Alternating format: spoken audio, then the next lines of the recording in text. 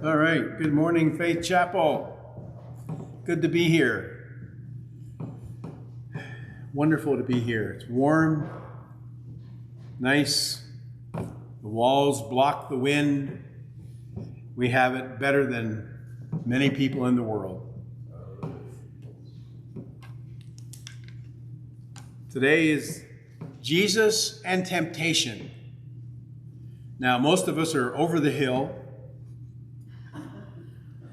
and we think, we're not going to get tempted anymore. As long as you draw breath, you're going to be tempted until the day you die, which could be soon for any of us. So turn with me to Luke chapter 4. Luke chapter 4, I want to read, we're studying in Luke. I want to read Luke chapter 4, and then we'll look at Mark, and then we'll look at Matthew. The same account. This is Jesus and temptation. I may not make a lot of personal applications today. You know the things that you're being tempted with. I want to explain temptation and why Jesus was tempted and why you are being tempted and why ultimately, what the ultimate reason is for Jesus to be tempted. Let's read Luke chapter 4, verse 1 to 13. Listen to the story. Jesus, full of the Holy Spirit, returned to Jordan after his baptism and was led around by the Spirit in the wilderness for 40 days, being tempted by the devil. Jesus, tempted by the devil. Imagine. He ate nothing during those days, and when they were over or had ended, he became hungry. And the devil said to him, "If you are the Son of God, tell this stone to become bread." And Jesus answered, "It is written, man shall not live by bread alone." Seemed like a very strange answer, but we'll explain that. And he led him up the second time and showed him all the kingdoms of the world in a moment of time. And the devil said to him, Jesus, "I'll give you all this domain and its glory, for it has been handed over to me, and I give it to whomever I wish." Only partly true. Therefore, if you worship me, Jesus, it shall be all yours. Just think. Jesus answered him, another very strange answer, "It is written, you shall worship the Lord your God and serve him only." The third time, he led him to Jerusalem and had him stand on the pinnacle of the temple and said to him, "If you are the Son of God, throw yourself down from here. For it is written," and he quotes scripture, but not all of it. "He will command his angels concerning to guard you." He left out a portion of it. "And on their hands they will bear you up, so that you will not strike your foot against a stone." And Jesus answered in another strange way, "You shall not put the Lord your God to the test." And finally, when the devil had finished every temptation, he left him until an opportune time. Turn back a few books to Mark chapter 1, just glancing at a few verses. That's all that Mark takes down on his pen and paper. After the baptism of Jesus, Mark chapter 1, verse 12 says this: "Immediately the Spirit, after the baptism, impelled him to go out into the wilderness. And he was in the wilderness 40 days being tempted by Satan. And he was with the wild beasts." Mark is the only one that records he was with wild animals. "And the angels were ministering to him." Let's turn on back to Matthew and see what he has to say, which is very similar to the Gospel of Luke. However, a comparison of reading them is always beneficial. Matthew chapter 4, verse 1. Matthew 4. This is immediately after the baptism of Jesus, immediately after a voice from heaven saying, "This is my beloved Son in whom I am well pleased." and the Spirit in the form of a dove, hearing the voice of the Father. There you have the Trinity in one verse. Matthew chapter 4. Then Jesus was led up by the Spirit into the wilderness to be tempted by the devil. And after he had fasted 40 days, 40 nights, he then became hungry, and the tempter came and said to him, "If you're the Son of God, command that these stones become bread." But he answered, "It is written, man shall not live by bread alone, but on every word that proceeds out of the mouth of God." A direct quote from Deuteronomy. Then the devil took him into the holy city, the second temptation, and had him stand. Listen, the devil did it. The devil had him stand. It's amazing that Jesus went with him. We'll talk about that.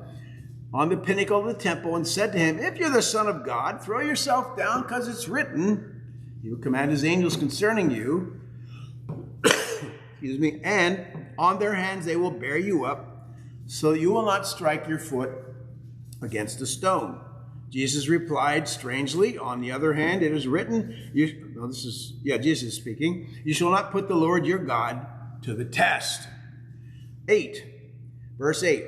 Again, the devil took him to a very high mountain and showed him all the kingdoms of the world and their glory. He omitted one thing. And he said to him, "All these things I'll give you, if you fall down and worship me." Then Jesus said to him, a strange answer, "Go, Satan, for it is written, you shall worship the Lord your God and serve him only." Then the devil left him, and behold, angels came and ministered to him. Just a comparison reading. Let's go back to Luke chapter 4, and we'll look at some things. Luke chapter 4. You might ask, why was Jesus tempted? He was the perfect Son of God. Why did he have to go through this barrage of temptations by the devil? And I always ask you to ask questions of the text. It's always good to ask questions. The word tempt, as we begin here, has a positive and a negative meaning. In the negative, when you're tempted in the negative sense by the devil, it is to entice you to do wrong, evil. That's the negative side. There is a side where it's positive, and it's used in the Bible, and it's to tempt, which means to test. For example, on this side, when Sharon makes me a good Sunday dinner with roast and carrots and potatoes and onions and gravy and mashed potatoes and all that thing, and puts that on one end of the table, but on the other end of the table, she gives me peanut butter and jelly. That's a temptation, but it's a test. It's not a temptation to do evil. It's a choice I have to make whether I'm going to sit down and eat dried, crusty, toasted peanut butter and jelly, or at the other end of the table where there's a scrumptious meal that I enjoy every Sunday. That's not a bad temptation. It's a test. What am I going to choose? And periodically through the Bible, it's used in either way. However, how do we know it's a good temptation as a test or a bad one? How do you know? It depends on who the tempter is. If it's my wife, she's a saint. It's not bad. If it's the devil, it's bad. That's the difference between an evil temptation and a good one. And again, the words are used interchangeably. So for today, I have 3 points. I'm 3 today. The first is the origin of temptation. Where did it come from? And I couldn't think of a better word, but secondly, the opposition in or of temptation. And third is how to overcome temptation. 3 O's, we'll have a 4th one at the end. The origin, the opposition, and the overcoming of it. First of all, the origin of temptation. Anything in the Bible, any origin of the Bible, you must go to the first book of the Bible. So turn with me to Genesis chapter 3. This is where temptation first makes its appearance. After God had made man and woman, he made the beautiful garden, he made the sky, the fairest Lord Jesus song, all that beautiful things where reminded and we're brought to the fact, Genesis chapter 3, of the serpent who is represented as the devil. The serpent was more crafty or deceitful than any other any beast of the field which the Lord God had made. He was crafty. He's a deceiver. And there are three things here I'll just mention briefly that summarizes every other temptation that you'll ever face in life are under the heading of these three. Okay? Number one, Satan, God had said, don't eat of the one tree in the garden. And Satan said, did God really say that? And then she began to think. And then she began to look at the tree. And in verse 6, and she saw that the tree was good for food. That means it's good for me personally. That means I can enjoy it. Excuse me. It's good for food. It benefits my physical body. As she looked at the beautiful tree. Secondly, it's a delight to the eyes. It looked really good. Not only is it beneficial to me, it looks really, really, really good. And third, I gotta have it. Desire to make one wise. It'll help me. It'll benefit me. It'll do what the devil said. I'll have my eyes open. And these are the three major areas of temptation. No matter how young or how old you are, you will be faced with at least these three that break down. So, first of all, it was good for herself personally. It was pleasing to her eyes. And then it was desirable knowledge to make one wise. I'll benefit from it.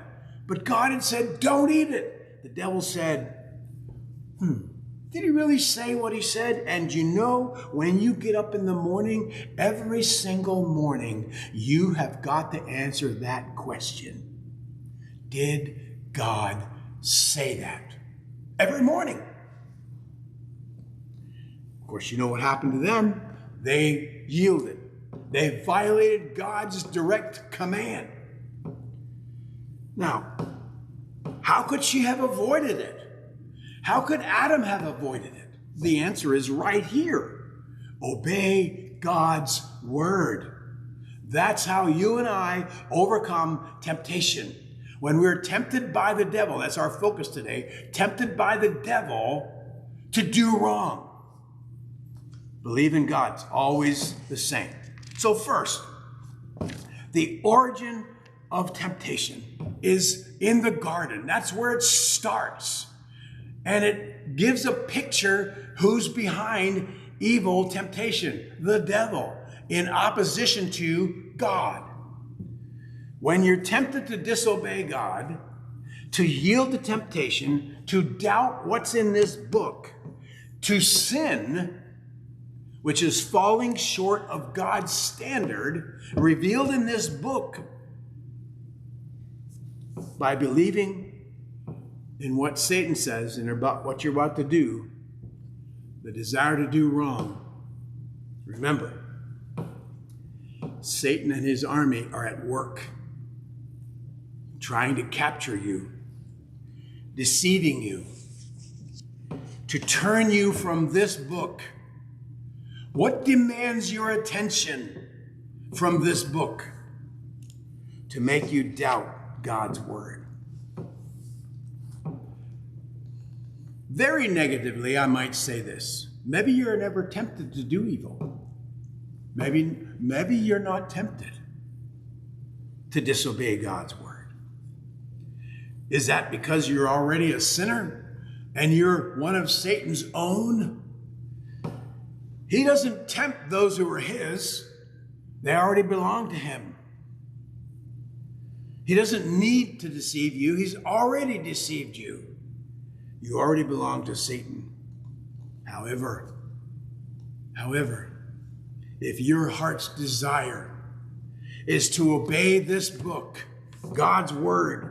Rest assured you will be tempted to do evil. How do I know that? Immediately after Jesus is baptized, he heard, or during the process, he heard a voice from heaven. Remember?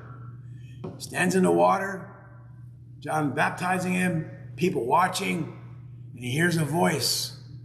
And the voice says, "This is my beloved Son, in whom I am well pleased." When you are a child of God, the devil is on attack against you to turn your heart away. The roaring lion, the angel of light, the liar, he wants to turn you away. That's the origin of temptation. Secondly, the opposition to it, the opposing one. Why? I want you to notice something else. Let's turn back to Luke again. I alluded to it in my opening a little bit. It's hard to believe this, but it's true. Remember, we said God is king over all creation. Notice the opening words of chapter 4 of Luke and Matthew. And Jesus, full of the Holy Spirit, returned from Jordan, was led around by the Spirit. Jesus allowed Satan to take him to 3 different places when Jesus is the king of creation. Before he entered public ministry, the Father directed the Holy Spirit to direct Jesus to where he could tempt him. He was led by the Spirit to go into the wilderness. But don't lose sight of this fact. Don't lose sight of this. God is king. God rules over all creation. Even the devil. Remember Job?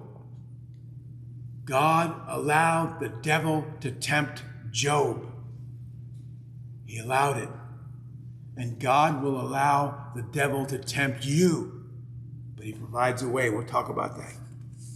In Mark, it says, in the King James, it says, the Spirit driveth him, or impelled him to go in the wilderness.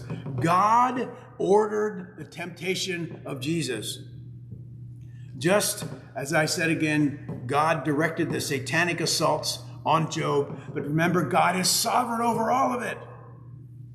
And there's a purpose for this. Now, the satanic assaults on Jesus, the 3 temptations, the 3 areas were similar to Eve. We'll look at them in a minute. But there were many. There were many temptations. But these 3, again, summarize in broad brush the scope of every temptation you'll ever face. 3 areas of life. Let's look at them. Number 1, look at Luke chapter 4. Jesus was led by the Spirit into the wilderness where Satan said to him, number 1, "You're hungry." After being in the wilderness for 40 days, being tempted by the devil, he ate nothing and he was hungry. What would you do after 40 days, eating nothing, just drinking water? You're hungry. And Jesus could have done this. Satan says, "See that stone over there? Why don't you make bread out of that?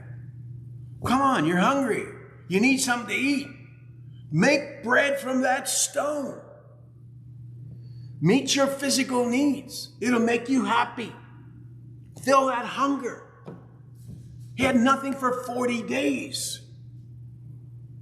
Come on, make bread. You can do it. I know you can do it. How does Jesus reply? Eve failed this temptation. Jesus will not and did not. It's a very strange answer. Look at verse 3. 4. Man shall not live by bread alone. What kind of answer is that? How can you eat God's word? Well, he quotes Deuteronomy chapter 6. The story is about the people of Israel. And they were wandering in the wilderness for many days. And they got hungry. And they complained because there was no food. And they complained against Moses, and they wanted to go back. Many died. How did they live? How did they live? They lived by God's word. What was God's word then? He said, I'll give you food. I'll give you food for 6 days. It'll come from heaven. 6 days you're going to eat manna. That's God's word. And they lived on God's word.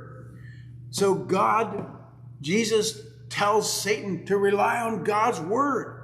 And so must we rely on God's word. He will supply all our needs. Remember in Matthew where it says, don't worry about your clothing or food. What does Jesus say?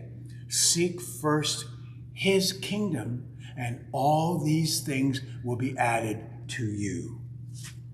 That's temptation number 1, personal satisfaction. Number 2, he takes him to a high mountain. We don't know exactly where, but God, the Son, Jesus, allowed Satan to direct his location. And from there, he could see the entire Roman Empire. It was huge. It was vast. They owned many cities, many countries, many oceans. They owned everything in the then known world. They were the dominant force to be reckoned with. He says, see all that? See all that, Jesus? You see all that? All that area? Beautiful mountains and the people and the cities. You see all that? You can have it. The eyes. All you have to do is bow down to me and worship me, and all this will be yours. Pleasing to the eye. Perhaps we should ask a question. What's pleasing to your eyes? Number 3. And how did Jesus answer? Another strange answer. Worship God alone. Worship God alone. You shall worship the Lord your God and serve him only. How does that relate? Well, here it is. What you worship is what you serve. Well, I don't worship anything. You can't say that. It's like saying you're not a human, because we're wired that way. That's how we're made. We worship something. You can't not worship. It's part of our DNA. What you love is what you bow down to. What you bow down to, you serve. God says, worship God alone. Serve God alone. Number 3 temptation. Jesus allowed the devil to take him to the highest part of the temple. It's not there anymore. Highest part of the building. And overlooking from the highest part of the building view was a low valley stretched for miles, hundreds of feet to the bottom. Satan says, Jesus, do something spectacular for once. Allow yourself to be thrown down without getting hurt. Just go down, just slowly go down and land on your feet. I'm sure the people will come running. How did he do that? That's a miracle. That's spectacular. I want to follow somebody like that. Hundreds of people would follow you, Jesus, because of it. What did Jesus say? He again quotes Deuteronomy 6 and Exodus 17. You shall not test the Lord your God. Do not put God to the test, or rather, don't you dare God, rather than simply trusting him. Don't you try to get him to do a miracle. That's testing God. Don't you make him prove that he is trustworthy. One writer said, testing God is to look at life's troubles and say, a loving God would never let me suffer this way. It's testing God. And there's an illustration of that in Acts chapter 5, verse 9.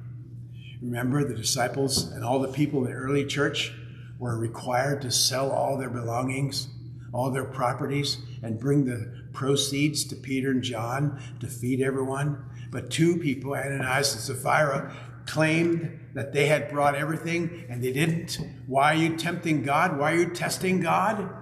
The end result was disastrous. They both died. So, why was Jesus tempted? How do we overcome temptation? Let's turn to a couple scriptures. I simply want to read them, make a few comments. This is why Jesus was tempted. Turn me to Hebrews chapter 2. We could say a lot more about all those temptations. We could say a lot more about each of those. And you can take them and as I read these scriptures, put them to your own heart and lives. Hebrews chapter 2. This is why Jesus was tempted. We have no excuse to fail in temptation.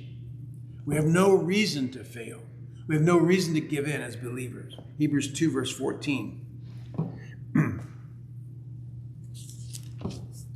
Therefore, since the children share in the flesh and blood, he, Jesus himself, likewise partook of the same, that through death, listen carefully now to the words, he might render powerless, who's that? Satan. Him who had the power of death, that is, the devil. Let's read that again. He himself likewise became flesh, partook of the same, flesh and blood, that through death he might render powerless him who had the power of death, that is, the devil, and free those who through fear of death were subject to that or slavery all their lives. For surely he does not give to help the angels, but he gives help to the descendant of Abraham. A descendant is singular, which is Jesus. Therefore, he had to be made like his brothers in all things.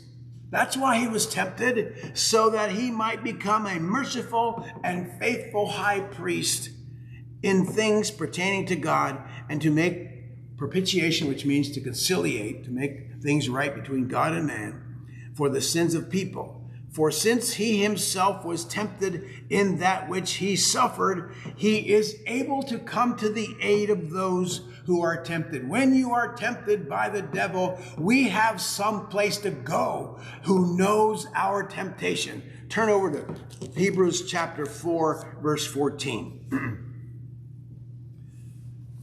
Therefore, Hebrews 4:14, since we have a great high priest in the Old Testament is one who stood between a sinful people and a holy God. He took the sins of the people into God's presence. God smelled the sacrifice and turned his wrath away. Since we have a great high priest, Jesus, who made one offering for sin, who has passed through the heavens, Jesus, the Son of God, let us hold fast our confession, for we do not have a high priest who cannot sympathize with our weaknesses, but one who has been tempted in all things like we are, yet without sin.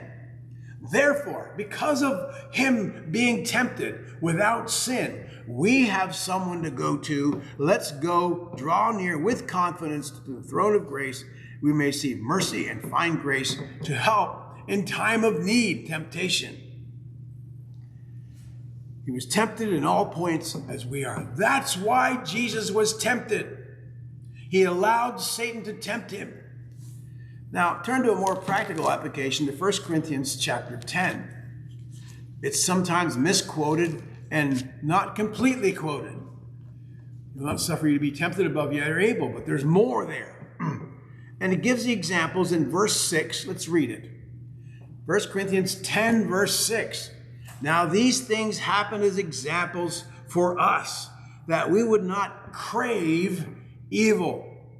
We personally, individually want evil because we're evil in our hearts, our nature, as they craved. Do not be idolaters or worship other than God, as some of them were, as is written. The people sat down to eat, drink, and stood up to play. Nor let us act immorally, as some of them did. 23,000 fell in one day. Nor let us try the Lord or test the Lord, as some of them did and were destroyed by serpents. Nor grumble, as some of them did and were destroyed by the destroyer. And they were written. Now these happened to them as an example, and they were written for our instruction, upon whom the end of the ages has come. Therefore, because of that, let him who thinks he stands take heed that he does not fall. No temptation has overtaken you, but such as is common to man, familiar, humanly speaking. God is faithful, who will not allow you to be tempted beyond what you're able, but with the temptation will provide the way of escape also, so that you will be able to endure it. And this last verse is never attached to 1031. And it's this: therefore, because of that, my beloved, speaking to believers, run from idolatry, which is worshiping other things more than God. Run from idolatry. And there is why Jesus was tempted, so that you and I have a way out through the temptation. Now, just in way of passing as we wrap it up or land the ship, let's turn to 1 John. I just want to point something out real briefly before we come to the final point of the obvious thing. 1 John chapter 2. Here's something else that we're caught in. Perhaps I should put it in another place in the sermon, but 1 John 2:15 says this: do not love the world. Don't love the world. It's a command. And we do, and when we do, we fall into temptation. If anyone loves the world, the love of the Father is not in him. For all it's in the world, and here are the three things that began with Satan in the Garden of Eden, the same three things that Satan tempted Jesus with, and the same three things that you and I are tempted with. Look at them.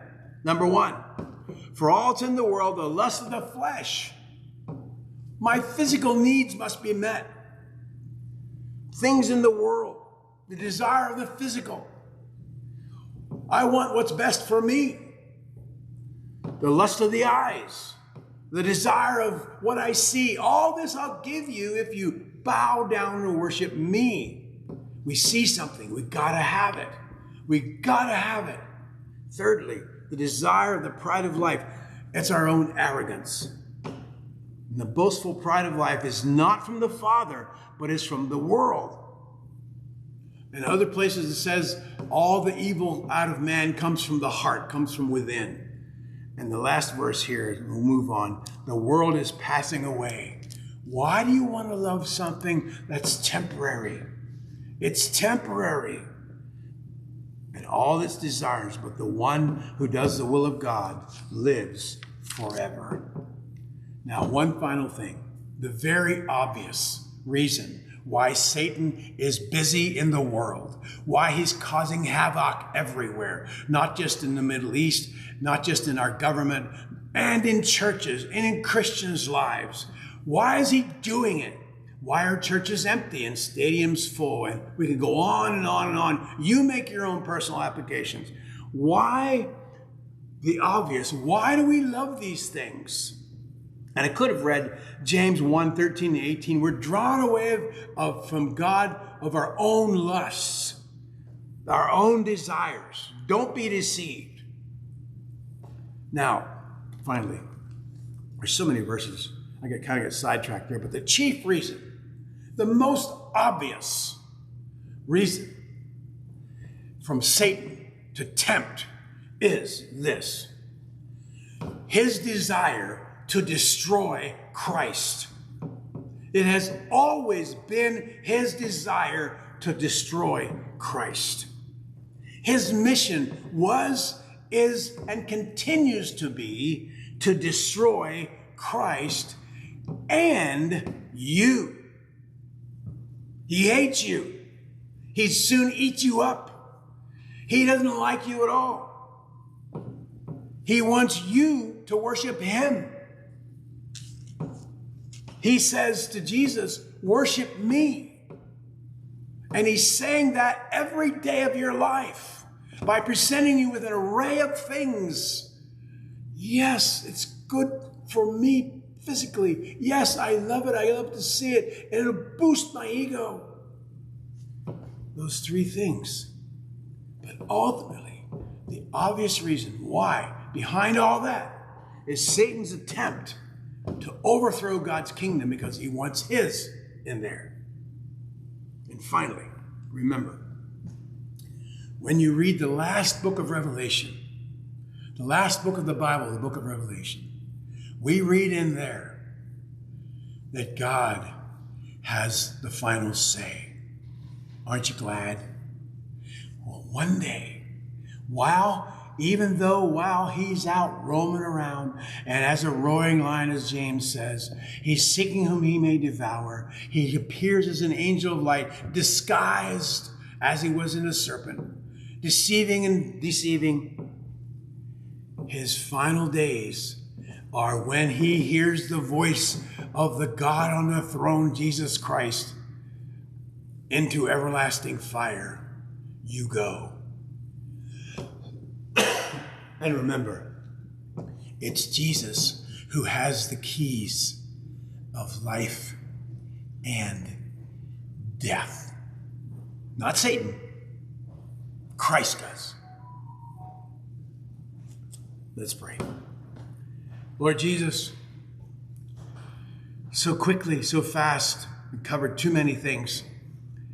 But Lord, we have an evil tempter to do. He wants us to do wrong.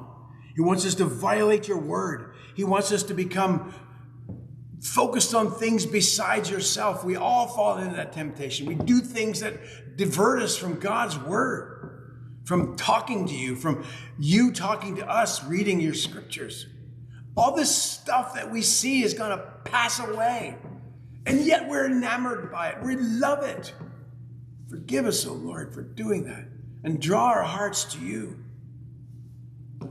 Because one day, we'll stand before you naked, without any excuses. And we'll have to say what we've done. Give account as believers for what we've done in our life. Whether our rewards will be wood, hay, and stubble and be burned up, or gold, silver, and precious stones. Lord, the devil is out to get us. He's defeating many people.